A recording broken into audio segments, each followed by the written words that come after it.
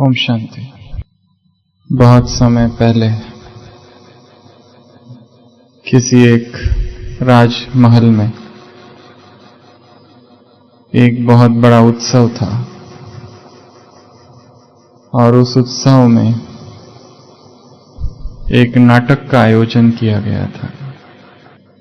सारे पात्र तो आ गए थे, परंतु एक छोटी सी 5 साल की कन्या का उसमें कुछ रोल था, तो वो नहीं आ पाई किसी कारण से। तो बिना उस 5 साल की कन्या के वो नाटक नहीं हो सकता था। तो बहुत ढूंढा गया, परंतु कोई ऐसी कन्या नहीं मिली जो वो पार्ट प्ले करे। तो जो रानी थी, उसका 5 साल का बेटा था, एक छोटा। तो वो सोचती है क्यों ना मैं अपने बेटे को ही बेटी राजकुमारी बना के उस नाटक में रख दूं। छोटा सा तो है, 5 साल का। उसको लड़की के ड्रेस पहना के, राजकुमारी के ड्रेस पहना के उस नाटक में वही पार्ट प्ले करेगा। तो सबको ये आइडिया बहुत अच्छी लगती है और वो राजकुमार राजकुमारी बन जाता है और उस नाटक में अपना किरदार अदा करता है। और सबको वो नाटक इतना पसंद आता है, बहुत पसंद आता है। और वो जो राजकुमार था वो भी बहुत अच्छे से एक्टिंग करता है, तो सबको बहुत खुशी होती है। तो रानी भी बहुत खुश हो जाती है। तो रानी कहती है कि अभी इसी ड्रेस में, इसी पोज में मेरे बेटे का राजकुमारी की ड्रेस में एक पेंटिंग निकाला जाए, एक चित्र। तो बहुत प्रसिद्ध चित्रकार को बुलाया जाता है और वो उस राजकुमार का या राजकुमारी का चित्र निकालता है, उसको खड़े रखकर चित्र। धीरे धीरे ये घटना हो जाती है। राजकुमार बड़ा होता है, युवा हो जाता है, 20-25 वर्ष का हो जाता है। तब तक इस घटना को सब भूल चुके हैं। और एक दिन राजमहल में घूमते घूमते एक कमरे का दरवाजा खोलता है, तो जिसमें बहुत पुरानी चीजें रखी हुई होती है। तो राजकुमार को वो चित्र दिखता है, राजकुमारी का, छोटी राजकुमारी का। तो चित्र देखते ही उसे बहुत अच्छा लगता है वो चित्र। और बाद में वो देखता है नीचे तारीख। तारीख से वो अंदाजा लगाता है कि ये राजकुमारी अभी मेरे ही उम्र की बड़ी हो गई होगी, क्योंकि तारीख जो लिखी है उस हिसाब से राजकुमारी अब लगभग मेरी ही उम्र की होगी। और धीरे धीरे उसे उस राजकुमारी से प्यार हो जाता है। कौन सी राजकुमारी से? तो चित्र। फिर धीरे धीरे इतना प्यार बढ़ जाता है कि उसे कुछ अच्छा नहीं लगता, केवल उस राजकुमारी को ही देखते रहता है। और फिर वो खोजना चालू करता है उस राजकुमारी को। पूरे शहर में, गांव में, सब जगह बहुत ढूंढता है, कहीं वो राजकुमारी मिल जाए, पर कहीं नहीं मिलती। धीरे धीरे उदास हो जाता है, धीरे धीरे उदास होता है। मन नहीं लगता भोजन में, राजपाट, राजकार्य, किसी चीज में अच्छा नहीं लगता। दिन रात राजकुमारी का चिंतन, क्योंकि प्यार हो गया है राजकुमारी से। जब तक राजकुमारी नहीं मिलेगी कोई चैन नहीं। तो उदास उदास अकेला रहता है, किसी से बात नहीं करता, केवल राजकुमारी के स्वप्न देखता है कि कब मुझे राजकुमारी मिल जाए और मैं उससे शादी करूं। तो जो महामंत्री होते हैं वो एक दिन देखते हैं और पूछते हैं क्या हुआ? बोलता है कुछ नहीं। महामंत्री कहते हैं नहीं, कुछ तो जरूर है, मुझे बताओ, मैं तुम्हारी मदद कर सकता हूं। तो जब मुख्यमंत्री ऐसे कहते हैं कि मैं मदद कर सकता हूं, तो उसको थोड़ा लगता है इनको बता सकते हैं, शायद यही ढूंढ के लेके आ जाए राजकुमारी को। तो वो कहते हैं मुझे प्यार हो गया है एक राजकुमारी से। तो मंत्री पूछता है उसका नाम क्या है? वो कहता है मुझे नाम पता नहीं। फिर मंत्री पूछता है वो रहती कहाँ है? वो कहता है ये भी मुझे नहीं पता। तो मंत्री को आश्चर्य होता है। वो कहता है फिर तुमने उसे देखा कहाँ? तो वो ले जाता है और वो चित्र दिखाता है। तो मंत्री कहता है ये तो बहुत छोटी कन्या है। पर राजकुमार कहता है वो तारीख पढ़ो नीचे, ये कन्या अब मेरी ही उम्र की हो गई होगी और मुझे यही चाहिए। तो मंत्री को एकदम से याद आता है, क्योंकि वो जो बचपन में फेस्टिवल हुआ था उस टाइम पे मंत्री भी था। तो मंत्री जब देखता है तो एकदम उसे याद आता है, अरे ये तो यही राजकुमार है, और ये राजकुमारी नहीं है, ये राजकुमार है। और वो उस राजकुमार से कहते हैं और सारी घटना सुनाते हैं कि ये जो चित्र है किसी राजकुमारी का नहीं है, ये तुम्हारा ही चित्र है। और जैसे ही उसे सत्य का ज्ञान होता है, अब तक इतने महीनों का उसका मोह, उसका डिप्रेशन, उसका फ्रस्ट्रेशन, उसका इन्फैचुएशन जिसको कहते हैं अंग्रेजी में, वो सब एक क्षण में समाप्त हो जाता है। अब उसे कोई राजकुमारी नहीं चाहिए, क्योंकि उसे पता चल गया ये मैं ही हूं। उपनिषद के वाक्य है तत्वमसि, तुम वो हो, तुम ये देह नहीं न च भाति भूत संगम। जैसे ही आत्मा को पता चलता है कि मैं ये नहीं, ये जो फंसा हुआ व्यक्ति है ये नहीं, मैं वह स्वतंत्र आत्मा हूं, तद ब्रह्म निष्कलमहम न च भाति भूत संगम। मैं वह निराकार आत्मा हूं, मैं वह शक्तिशाली आत्मा हूं, मैं वह परम पवित्र आत्मा हूं, मैं यह देह नहीं। और जैसे ही ज्ञान हो जाता है, एकदम से क्या होती है? आत्मा जाग जाती है। किससे जागती है? अज्ञान से, नींद से। जैसे वो राजकुमार कितना दुखी था, उदास था, ढूंढ ही रहा था, पर जिस दिन उसे पता चला सत्य का, जाग गया। तो ऐसी जागृति हमें अपने अंदर लानी है। ऐसी ज्ञान की जागृति आ जाए कि सारा मोह नष्ट हो जाए। जागो युवा जागो। तो आज हम इस विषय पर थोड़ी चर्चा करेंगे। संसार के लोग सो रहे हैं। एक है स्थूल निद्रा, एक है अज्ञान की निद्रा। स्थूल निद्रा में सभी सोते हैं। संसार की आत्माएं अज्ञान निद्रा में सो रही है, परंतु ब्राह्मण भी सो रहे हैं, जिन्होंने भगवान को पा लिया, भगवान को जान लिया, तीनों लोकों का ज्ञान जिसके पास है, जो दूसरों को ज्ञान सुनाते हैं, जो दिन रात याद, सेवा, धारणा, योग, ज्ञान का मनन भी करते हैं, परंतु बीच बीच में नींद आ जाती है, विस्मृति हो जाती है।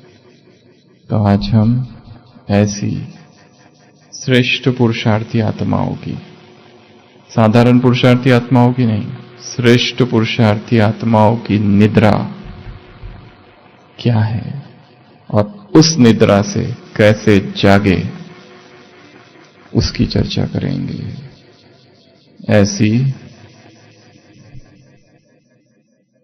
10 प्रकार की निद्रा, जिसमें एक श्रेष्ठ ब्राह्मण आत्मा सो रही है।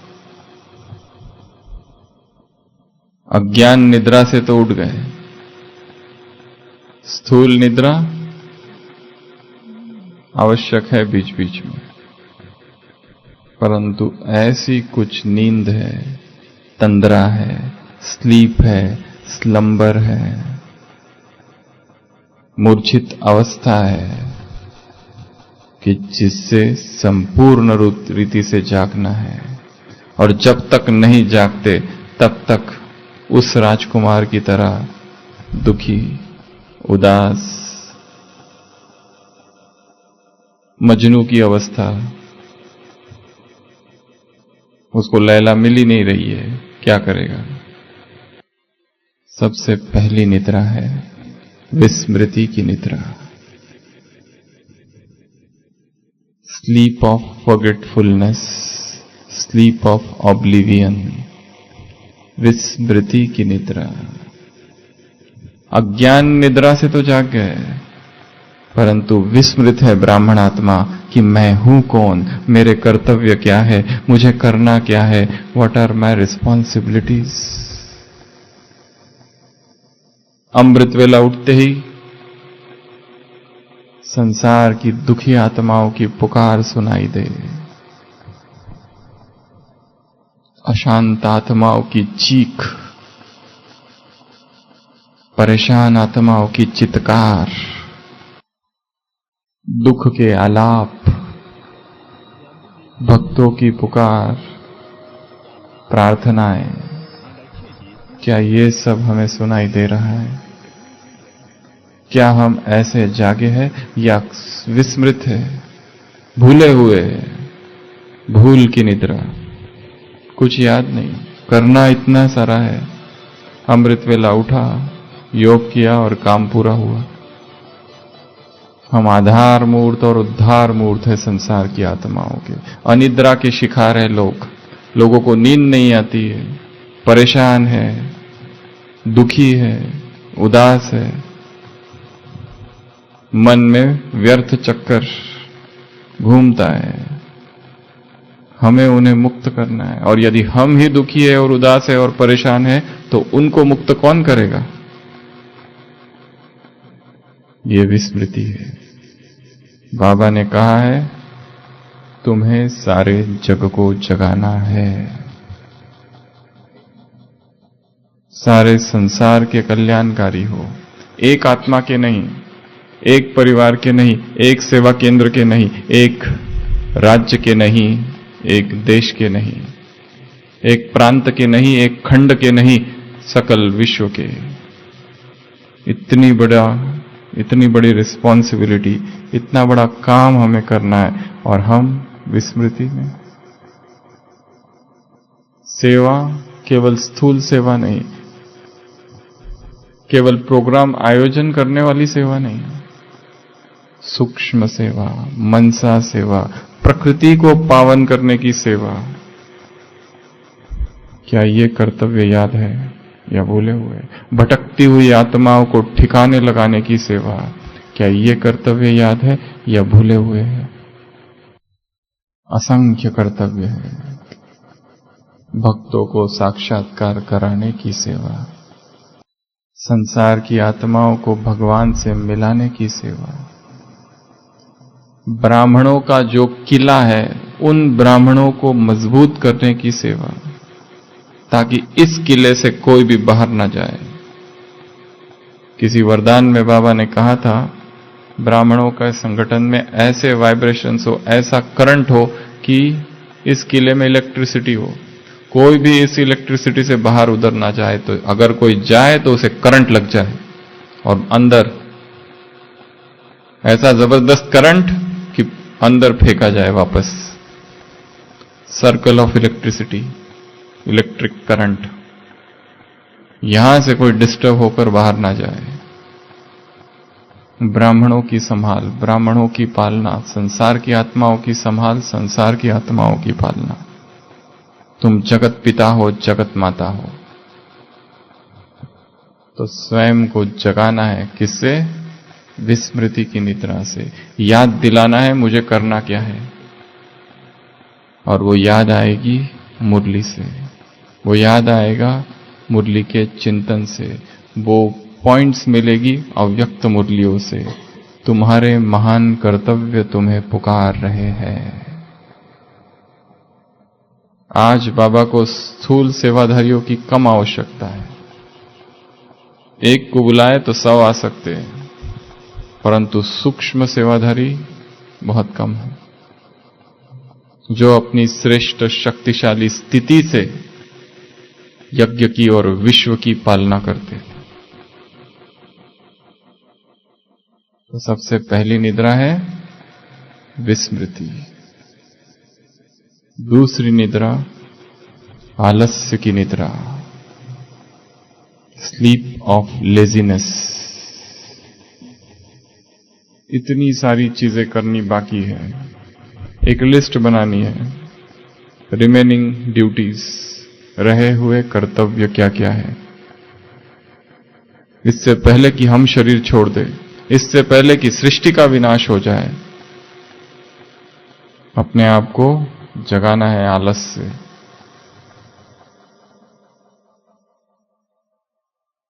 क्या हमने अपने आप को संपूर्ण निर्विकारी बना दिया है? यदि नहीं तो ये भी आलस्य है। क्या सभी कमजोरियों से मुक्त हो गए?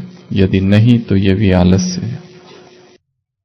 अमृत वेला यदि नींद है तो आलस, मुरली में मन भटकता है तो ये भी आलस है। मुरली पढ़ने की इच्छा ना होना आलस, मुरली चिंतन करने की इच्छा ना होना आलस, योग बैठकर योग ना करना आलस, स्थूल ज्ञान सुनाना, स्थूल सेवाएं करना, सभी कर रहे हैं। सूक्ष्म अपनी दिनचर्या को एक्यूरेट रखना, नहीं रखना ये आलस्य है। अभी तक दिनचर्या को सेट नहीं किया है, आलस्य है। रोज अव्यक्त मुरली का स्टडी नहीं कर रहे, ये भी आलस्य है।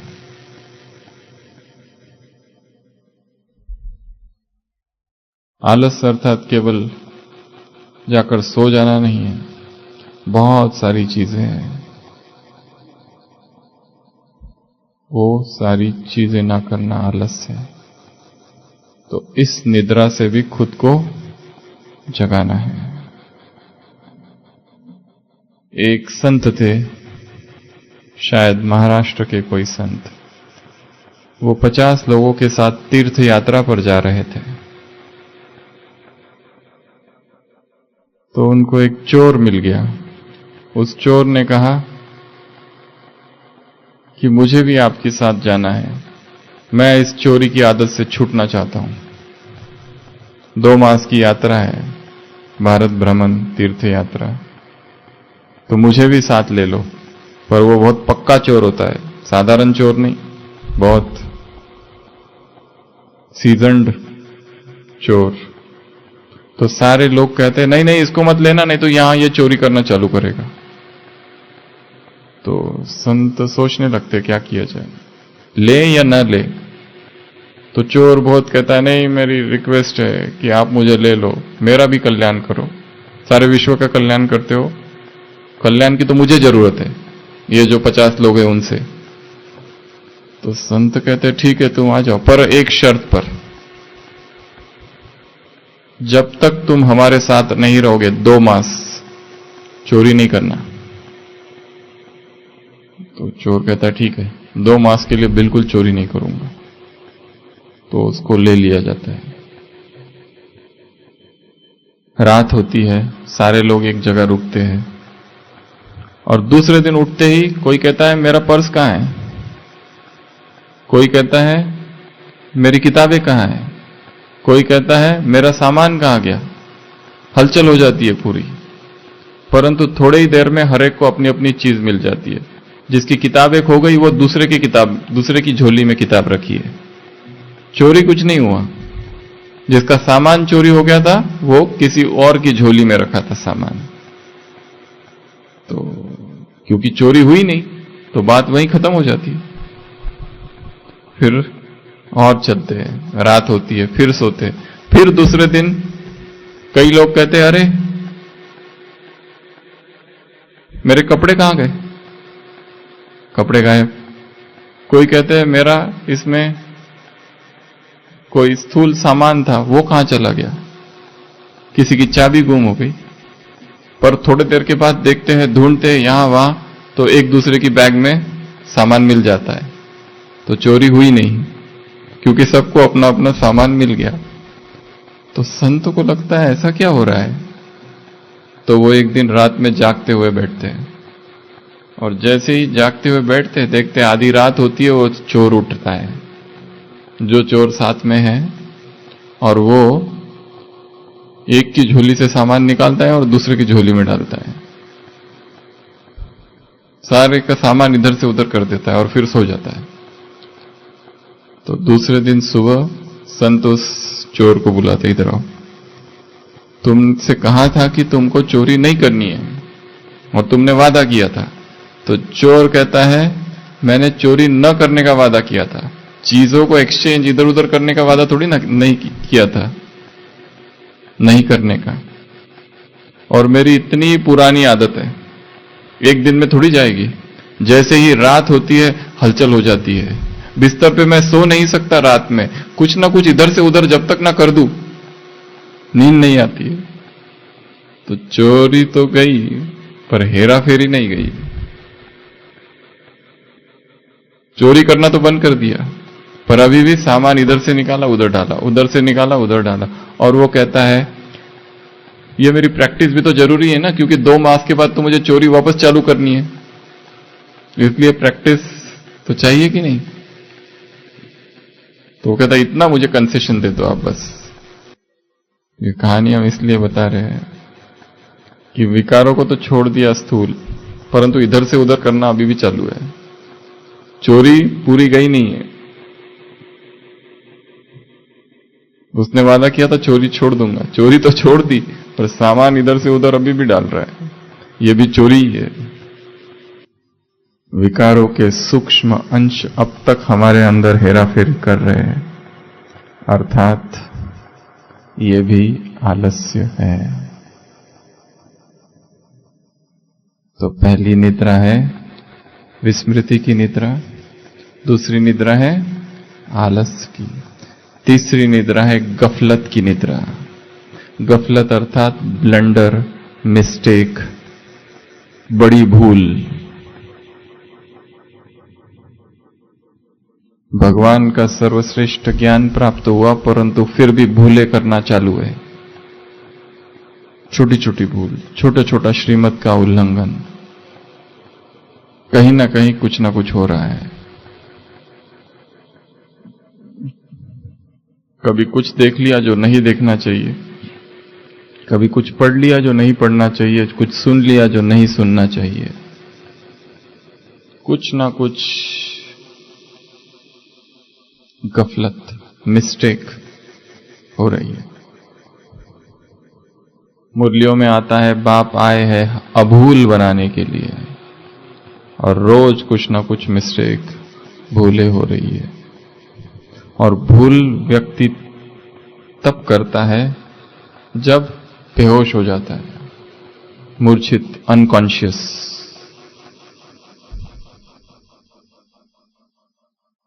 यदि कोई यहां से चल रहा हो, ठीक है, यहां एक गड्ढा है, गड्ढे में गिरेगा, होश में है, पूरा देखते देखते चल रहा है, जानबूझ के कोई गिरेगा क्या?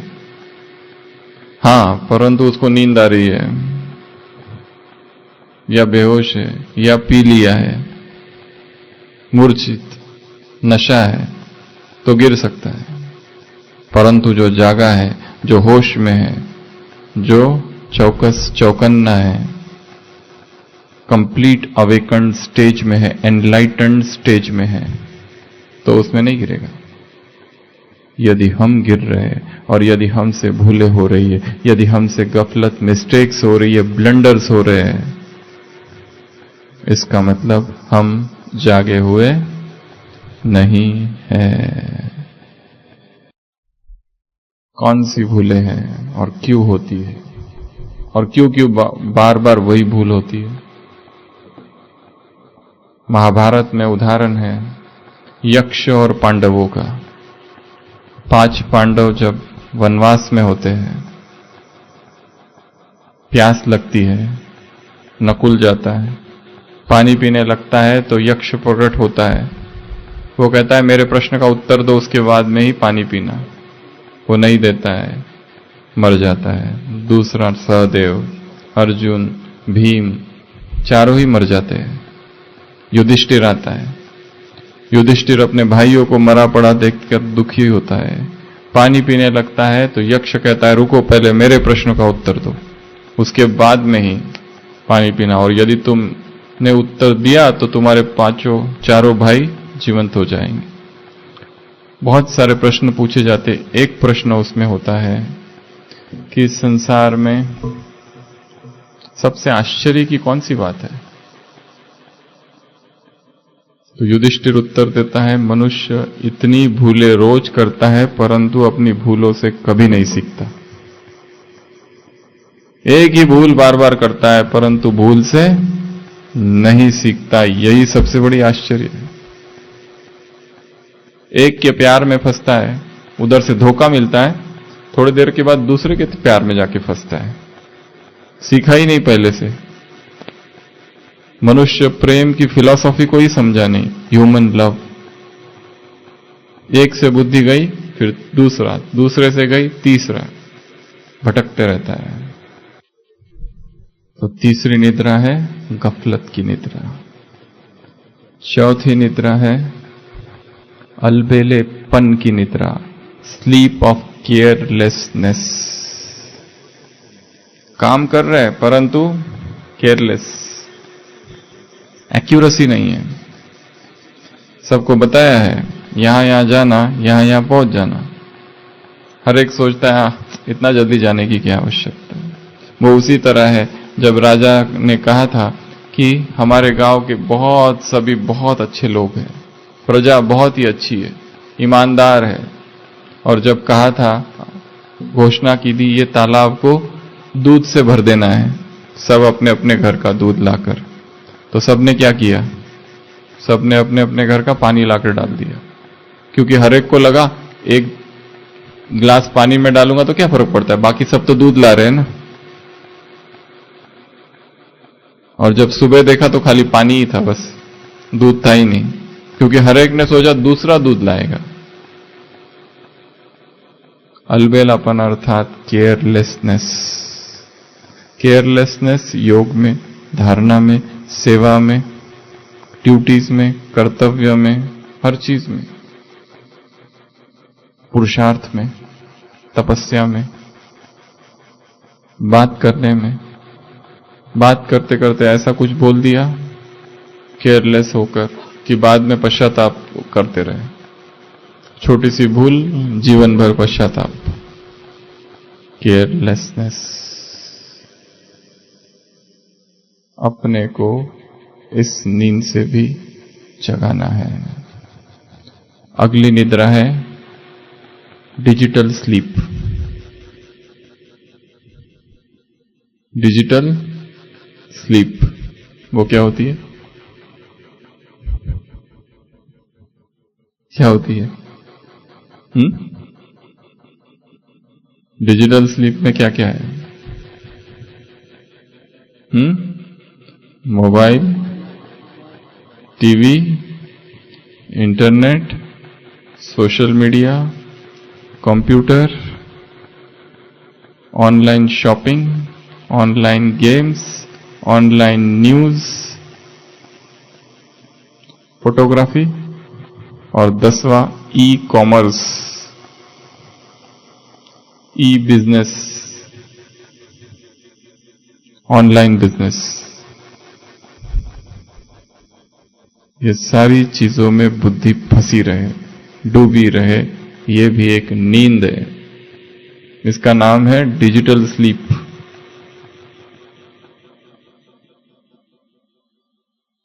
सारा टाइम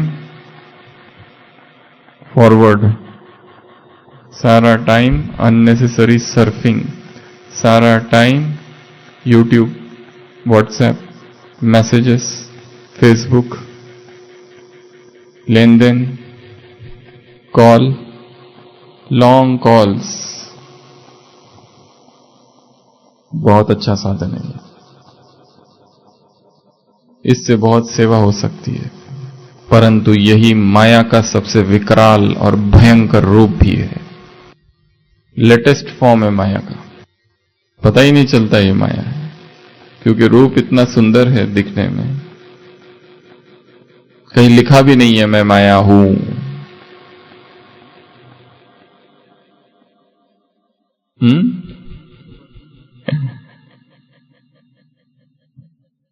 परंतु मोबाइल में लोग डूबे रहते हैं दिन रात।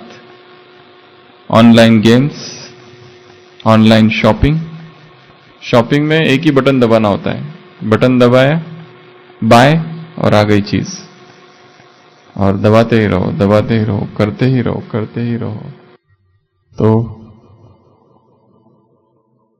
Internet, social media, e commerce, e commerce अर्थात बिजनेस, फोटोग्राफी, फोटो ही फोटो लेते रहते हैं दिन रात, और फिर उसको एडिट करते रहते हैं।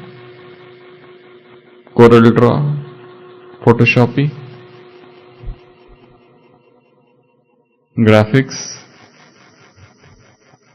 कलरफुल बनाना, बस वही करते रहना दिन भर, और बना के भेजना दूसरों को। देखो हमारे हैं 50 फोटो भेजो, पनिशमेंट देखो सारे फोटो, हमने ये सेवा की। ये भी एक नींद है, इस नींद से भी जागना है। इसका उपयोग केवल ज्ञान, योग, सेवा, बस। उसके अतिरिक्त और किसी चीज के लिए हो रहा है तो सबसे बड़ी माया यही चीज है।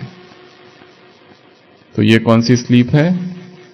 डिजिटल स्लीप से स्वयं को जगाना है। इसके अपने नियम बनाने हैं।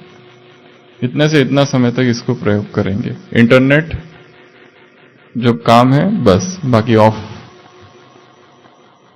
जरूरत नहीं है, बंद।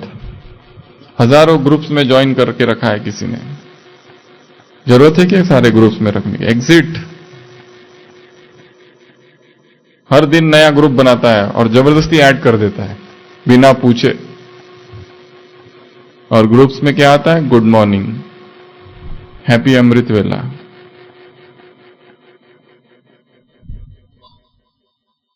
हैप्पी सदगुरुवार, jokes, politics, advertise, thought for the day भेजना चालू है नॉन स्टॉप। कोई लेना देना नहीं है किसी को, पढ़ने से तो किसी को पढ़ना ही नहीं है, किसी को खाली भेजना है। चक्र है माया का, भयंकर चक्रव्यूह। अंदर घुसता है पर अभिमन्यु की तरह बाहर नहीं निकल सकता, फिर वही मर जाता है। ये एक ऐसा चक्रव्यूह है, डिजिटल स्लीप। यदि इसमें सोए है तो इससे स्वयं को जगाना है। डिजिटल रूल्स और इटिकेट्स बनाने अपने लिए। कितना समय यूज करना, कितना समय यूज न करना, कब स्टॉप करना, यह पता रहना चाहिए। नहीं तो रात के 11 और 12 और 1 भी बज सकता है इसके पीछे। There is no limit. 9:30 stop means stop. 10 o'clock और 10:30 स्लीप। इससे ज्यादा ये एक्सटेंड नहीं होना चाहिए, क्योंकि कहां से कहां पहुंचा देता है ये। एक बटन दबाया ब्रह्मा कुमार, दूसरा बटन दबाया शूद्र कुमार। जर्नी इतनी फास्ट है।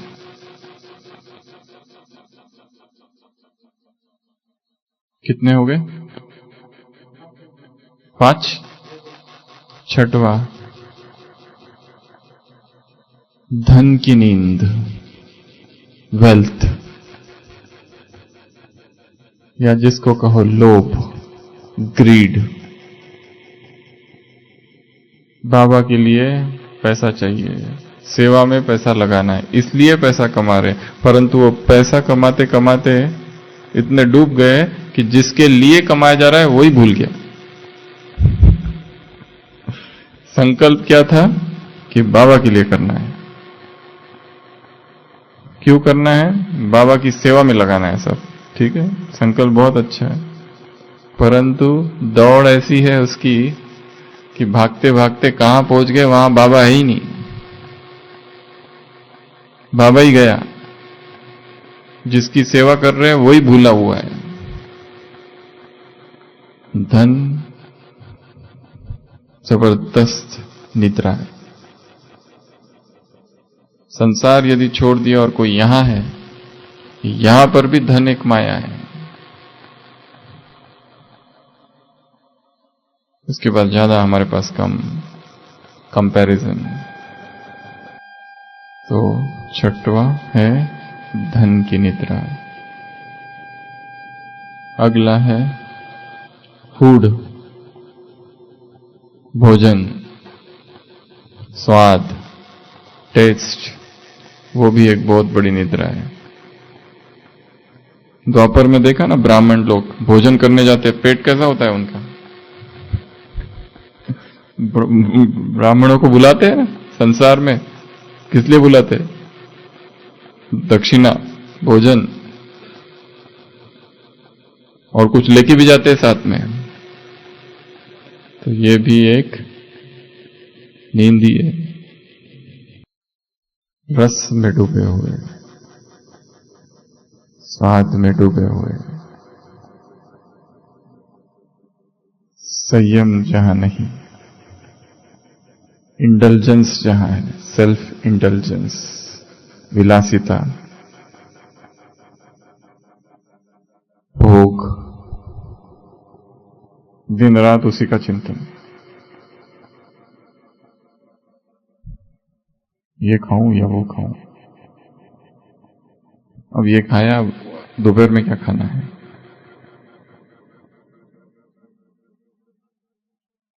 मार्ग आत्म संयम का है, सेल्फ कंट्रोल का। इसके लिए 6 या 7th स्लीप ऑफ टेस्ट, स्वाद की नींद। 8th स्लीप ऑफ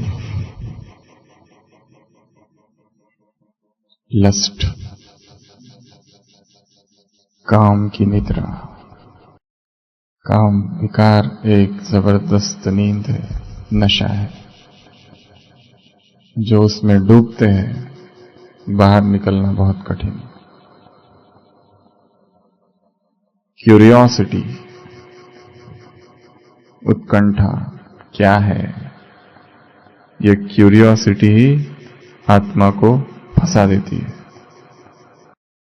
एक साधु जो प्रवचन करता है और कहता है काम महाशत्रु है, आदि मध्य अंत दुख देता है, सिनेमा बिल्कुल देखना नहीं चाहिए, पर वो देखता है जिनके सामने प्रवचन करता है वो सब जा जाके सिनेमा देखते हैं। तो उसके मन में आता है मैं इतना बोलता हूं, आखिर फिर भी ये लोग सब सिनेमा देखने जाते हैं, आखिर कुछ तो होगा, मुझे भी देखना है, पर कैसे देखूं, अब वो मुश्किल है।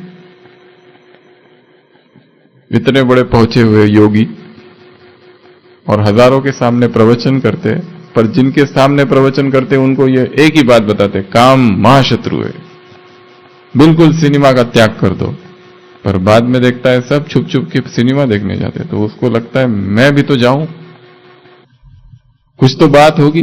मेरा इतना पावरफुल प्रवचन सुनने के बाद भी लोग जाते हैं, मतलब सिनेमा मेरे प्रवचन से ज्यादा पावरफुल होगा। सिनेमा घर में जाते हैं तो वो मैनेजर से पूछता है ऐसा कोई दूसरा पीछे का द्वार है क्या जिसमें कोई मुझे ना देखे और मैं सिनेमा देखने पहुंच जाऊं। ये साधु संतों की अवस्था है। राजा से लेके रंक तक, ऊंच से लेके तो नीच तक, साहूकार से लेके तो गरीब तक, किसी को भी नहीं छोड़ा है। और ये नींद है, एक जबरदस्त नींद। और ये टूटेगी कैसे? पवित्रता के समान से।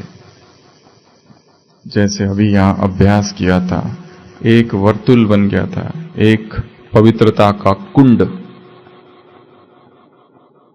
ऐसा पवित्रता का कुंड अपने इर्द गिर्द बनाना है। ऐसे पवित्रता के समान का अभ्यास, ज्ञान का चिंतन, ज्ञान का मनन, ज्ञान की चर्चा और सबसे महत्वपूर्ण पवित्र आत्माओं के संग में रहना है। जितने कुमार यहां से गए हैं, क्यों गए हैं? कुसंग के कारण। उनको ऐसे मित्र मिल गए कि जिन्होंने खींच लिया उनको।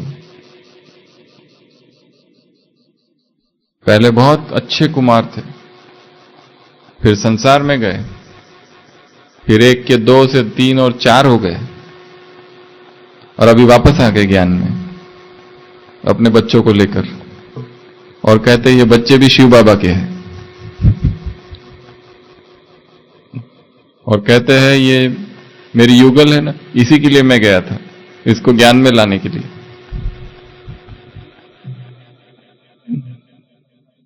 इसको बाबा का बच्चा बनाने के लिए। पहले अकेले चलते थे, अभी वो गेम होता है ना बोरी वाला, एक पैर एक डालेगा, दूसरा डालेगा, बांधेंगे पैर और भागो। पता है ये गेम? बोरी में पैर डालना, दूसरा डालेगा, दोनों के पैर बांधेंगे और भागेंगे। अभी वही हालत है दोनों की। पहले स्वतंत्र थे, अच्छे से भाग रहे थे, अभी साथ साथ भाग रहे हैं, 10 बार गिरते हैं नीचे। कभी वो गिरता, कभी ये गिरती, कभी दोनों साथ साथ गिरते। ज्ञान कटार चाहिए बीच में, नहीं तो काम अग्नि जागेगी।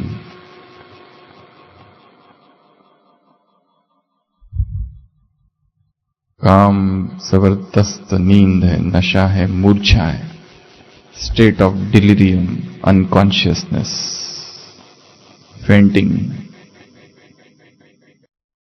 इस नींद में नहीं सो जाना। अगर सो गए हैं तो उन आत्माओं का संग करो जो जागे हैं, उन आत्माओं का संग करो जो ब्रह्मचारी है और अपने ब्रह्मचर्य में बहुत पावरफुल है। उनके संग का ही रंग लगेगा और बाहर निकल जाएगी आत्मा।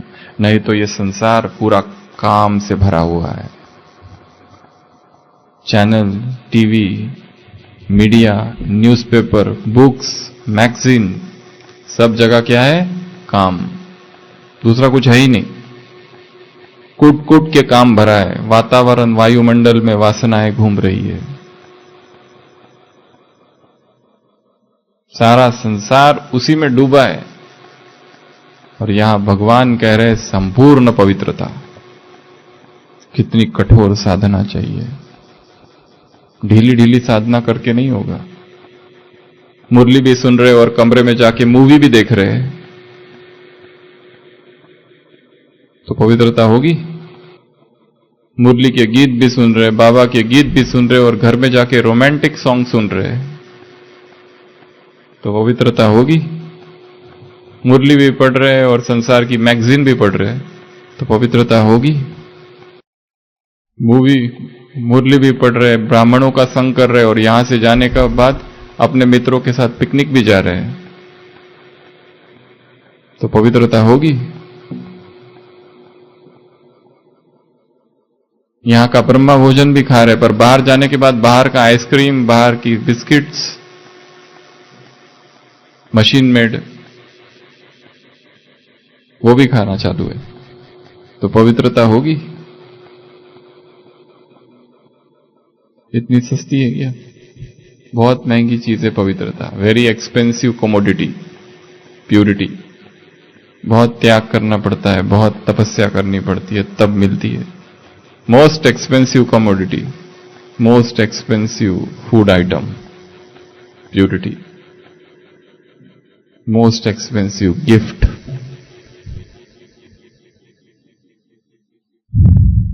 कितने हुए? 8, 9, लास्ट।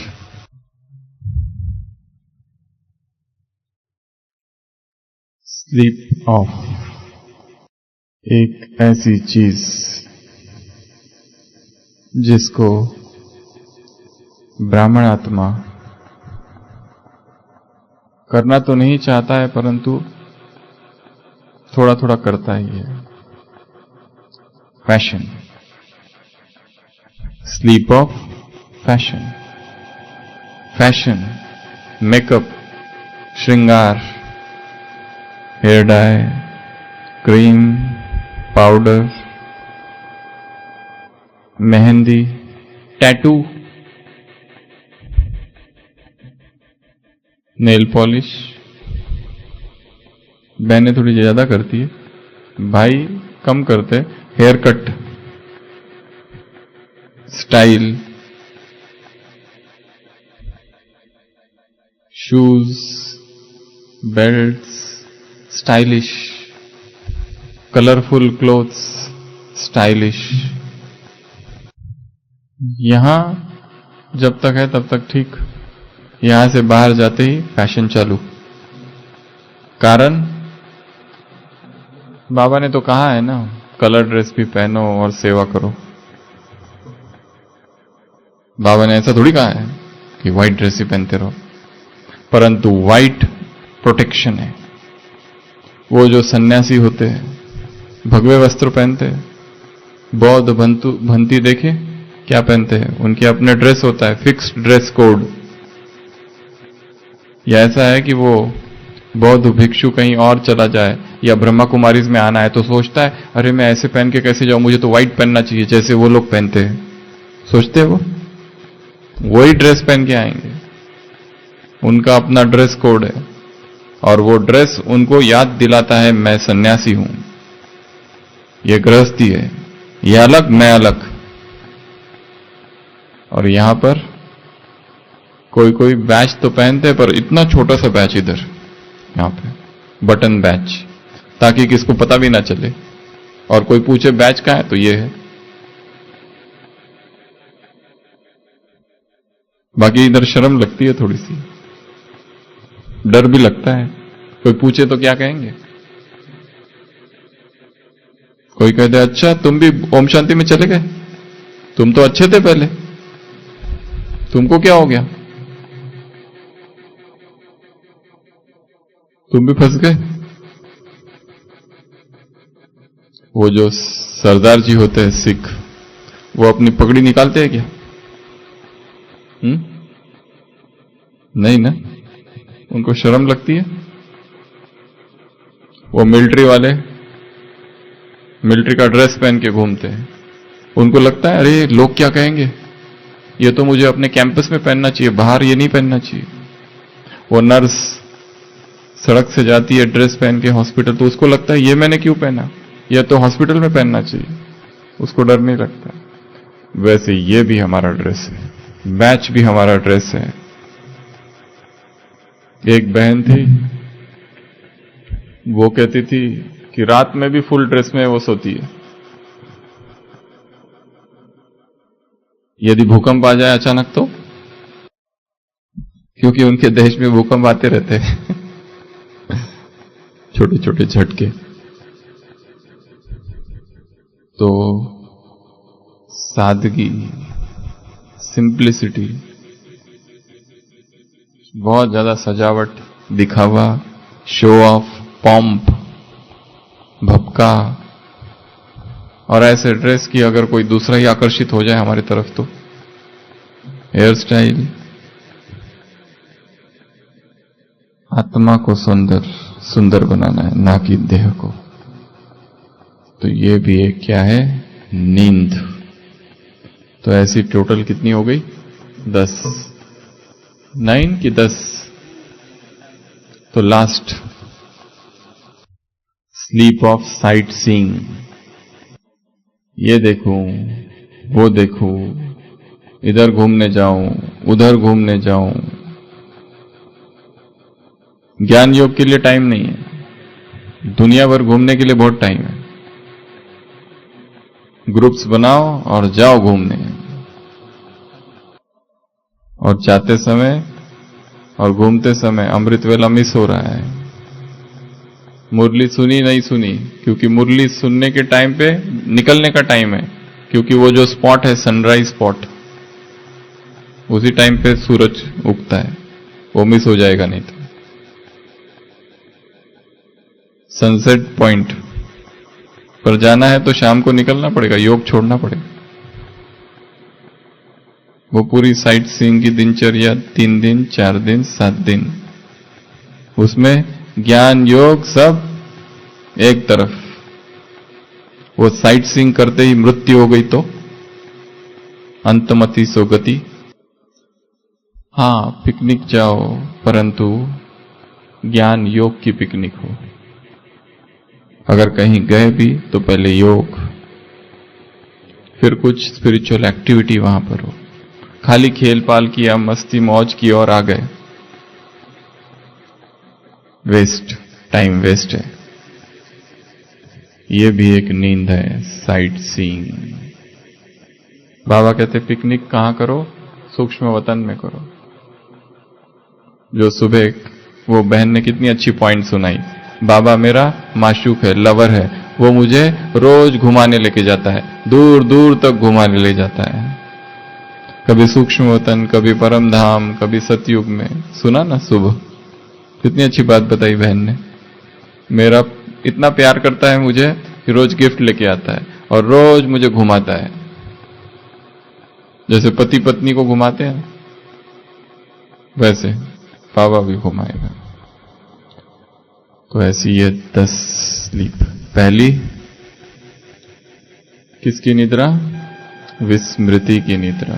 दूसरी आलस की निद्रा। तीसरा गफलत की निद्रा। चौथा अलबेलेपन की निद्रा। पांचवी डिजिटल स्लीप। छठवीं फूड टेस्ट। सातवीं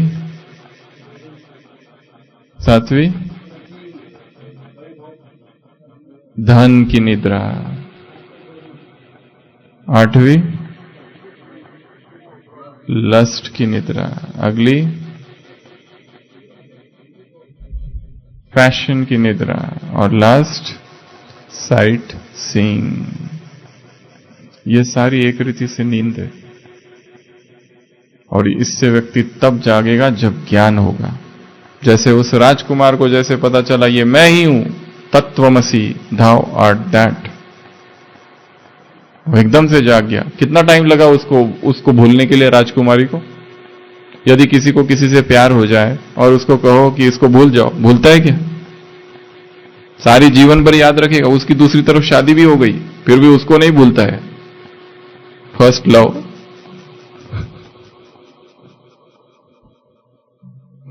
ये कैसे भूल गया 1 सेकंड में? जितना जोर से ज्ञान का करंट लगेगा, धक्का लगेगा, उतना ही जोर से वो सम्मोहन, वो हिप्नोसिस, वो इल्यूजन, वो भ्रमजाल, मृगमरीचिका, रुण्य का पानी, mirage, below the whips, oasis, वो सारा खलास होगा। क्योंकि वो मन में था, भ्रम था, अज्ञान था, मूर्खता थी, निद्रा थी, मूर्छा थी, अनकॉन्शियसनेस, डेलीरियस स्टेट। तो हे युवा, जागो। ओम शांति।